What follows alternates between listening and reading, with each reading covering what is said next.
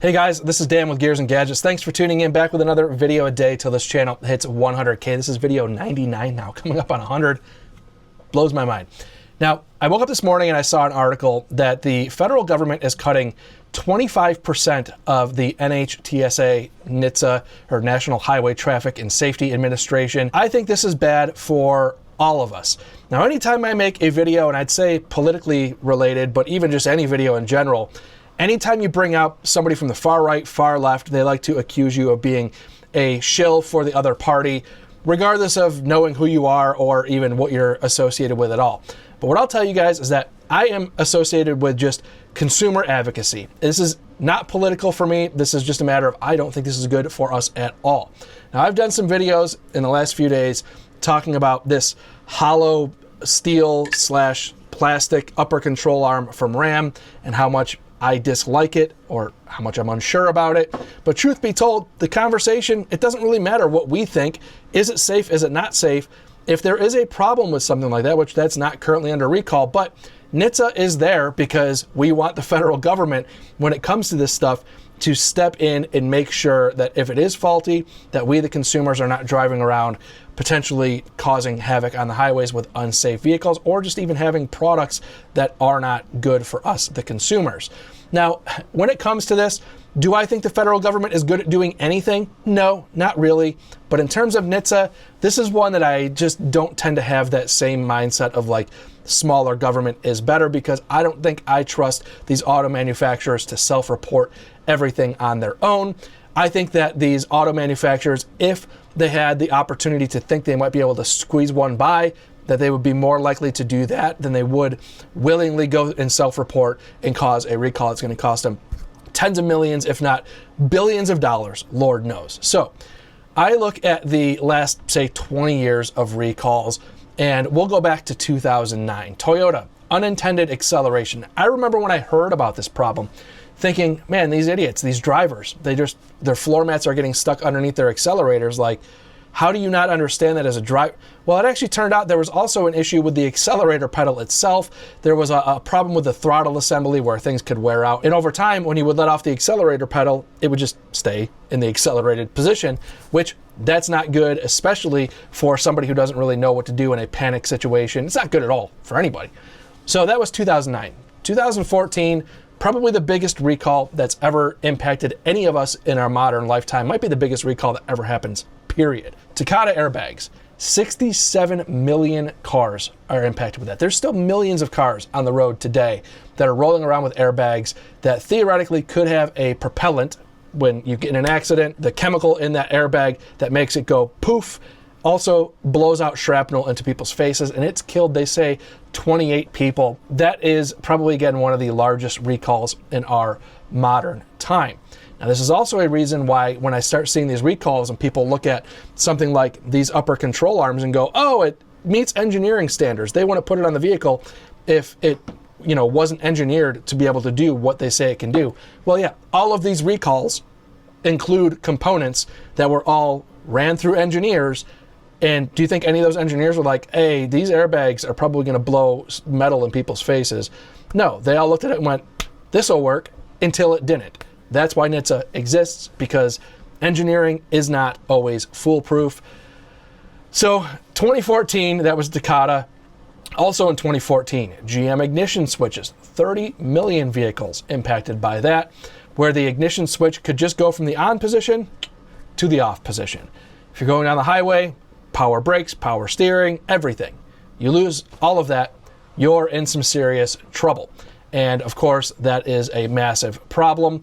Going to 2016, I remember this one clearly because it was huge news. Anton Yelchin was a fast-rising Hollywood star. Yelchin got out of his 2015 Jeep Grand Cherokee while pulling out of his steep driveway, the vehicle apparently rolling back, fatally pinning him against this gate. The vehicle rolled back and crushed him. This impacted 1.1 million Jeep Grand Cherokees, and I think that there's potential for more recalls across all of these manufacturers who, for whatever reason, decided that they wanted to reinvent the shifter. 2021, Chevy Bolt. They recalled every single Chevy Bolt, 142,000 of them, because those batteries, poof, catch on fire. So they basically told everybody, hey, why don't you park those things outside for now, because they're just basically spontaneously combusting, or could, theoretically.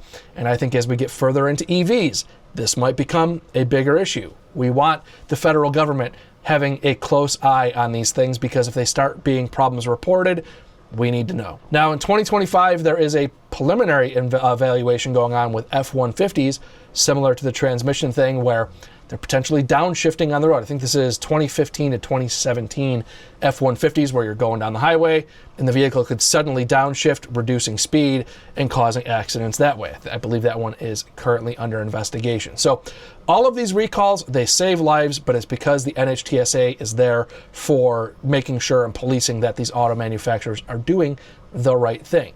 Now, most recently, there's been some recalls that make me even more unhappy with reducing the amount of people working for NHTSA, and that is the GM 6.2 V8 engine failure. These are all recalls that happened in like the last couple years.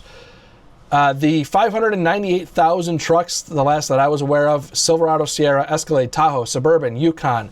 An issue where there were some machining issues and it caused issues with the crank, and the engines were grenading. Big problem. Ford recalled 91,000 EcoBoosts because of a faulty engine intake valve that basically could just fracture and drop into the combustion chamber and cause catastrophic engine failure. You don't want catastrophic engine failure when you're going down the highway. Again, loss of propulsion, potentially huge implications for accidents. Ford also had another one, separate recall, but cracked fuel injectors, which were just causing fires. Cracked fuel injector, fuel all over the motor, bam, fire. That was 694,000 Bronco Sports and Escapes. Toyota Tundra and the Lexus LX, engine debris. They had a machining issue where the 102,000 engines completely replaced because of engines grenading. Ford had a low pressure fuel pump, 850,000 vehicles. So all of these happened in the last year or so. Imagine what happens when there's 25% fewer investigators at NHTSA. How much of this stuff slips through the cracks because they just don't have enough people to police it. Cutting 25% of the staff obviously can slower investigations, delayed recalls, potentially unsafe cars on the road for longer. I think it's, my bigger fear is weaker deterrence on the auto manufacturers to self-report, and I think just overall a general lower trust in vehicles from the general public, which right now I feel like it's already at an all-time low. So how do we steelman this argument? How do we look at this and say, well, it's good because? And the answer is, I'm struggling to really come up with any. I can't come up with this specific NHTSA specifically cutting the workforce there making a whole lot of sense, no matter how much I try. So drop a comment down below. Do you trust NHTSA to keep you safe? Do you trust the auto manufacturers to self-police without NHTSA having a bigger impact? I don't know. Keep the conversation going in the comments down below.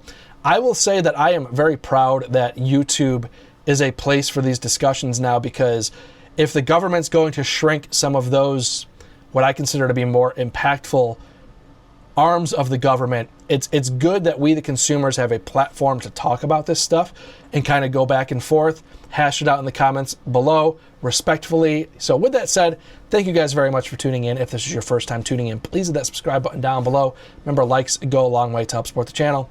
I'll see you guys tomorrow for video 100. See you tomorrow.